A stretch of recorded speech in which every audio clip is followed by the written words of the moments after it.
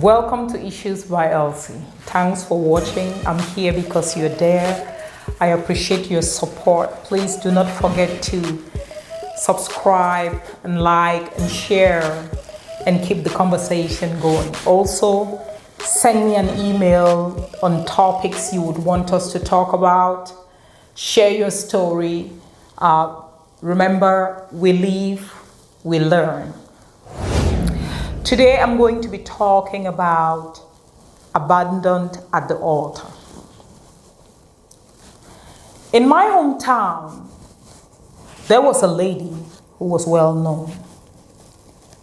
I grew up to know about her because her behavior towards men was such that you could not help but always hear people talk about it.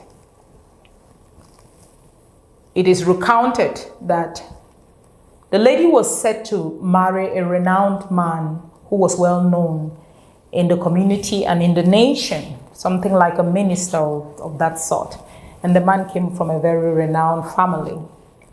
On the day of the wedding, usually the groom will be in church waiting for the bride. But in her case, she arrives as the bride, and the groom is not even there in church. She waits, and the groom never shows up. So it was said she was abandoned at the altar. The preparations, the cooking, the halls, and everything that had been done, people just had to eat the food and disappear. And it was said that the man had changed his mind of marrying her. What people no one could understand was why the man had to wait till that day to do that stand-up show and abandon her at the altar. Whereas he probably should have maybe even told her that, look, I no longer feel like I want to go ahead with this marriage. But that was the drama that played on that wedding day. This lady would then later on become so bitter towards men. So much so that this man who abandoned her at the altar moved on with his life, got married, lived happily ever after, whereas this lady spent her time nursing anger and bitterness towards every man. She closed all doors and refused even opportunities of other men who came willingly and were really in love with her and wanted to marry her. She didn't want to do anything with any man. So much so that when this lady was about to build her house, she didn't want a man coming around laying bricks, or she gave the contract or things to be done in building the house. She gave only to women to mold the bricks and do stuff. She was seen using the bicycle and everything, transporting bricks to the destination where they were building her house. That is how bitter she was. She didn't want to have anything to do with a man, and she did play it out in her day-to-day life. As years passed, one day, whatever happened, or it is hard to really tell what she had done or why she was so bitter, besides the fact that she had been abandoned on her wedding day. But one day in her house, as she stayed in her house in the night, it is said that thieves broke into the house and raped and killed her. And that was the end of her life. Why do I tell us this story? Many a times we have this vision about marriage, who we want to marry.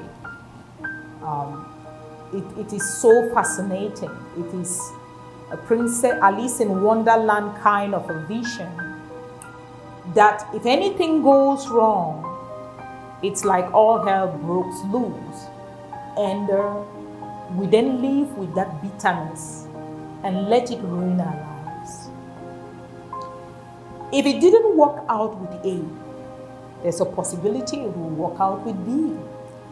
If A abandoned you at the altar, it does not necessarily mean that B will also abandon you at the altar. And even if B abandons you at the altar, C will definitely come along. In life, you must position yourself to be able to give yourself a second, third, fourth, fifth, seventh chance.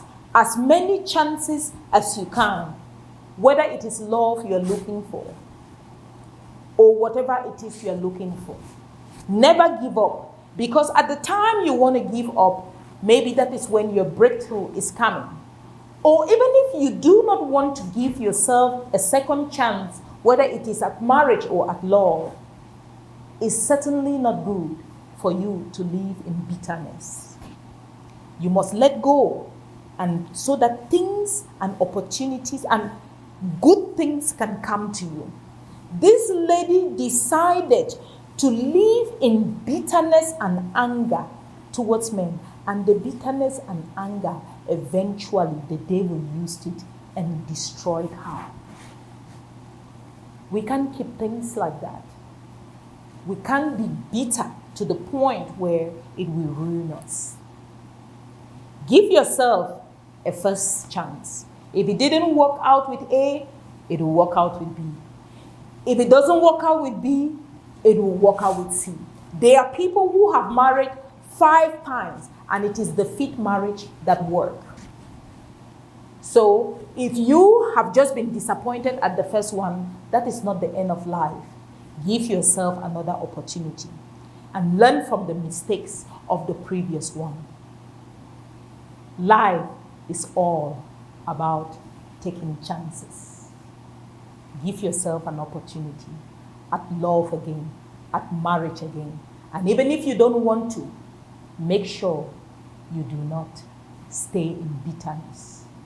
Make yourself happy. Remember, while she spent her time being bitter, the man who abandoned her remarried and lived, or found another lady, married, had children, and lived happily ever after. Whereas she took the bitterness from that day, it ruined her life. She ended up, she never remarried, even with the many opportunities of men coming to marry her. She never had any children of her own, and she was eventually raped and destroyed by the very men she spent her life hating and being angry to. Give your life a second chance. We all deserve it. Thanks for watching.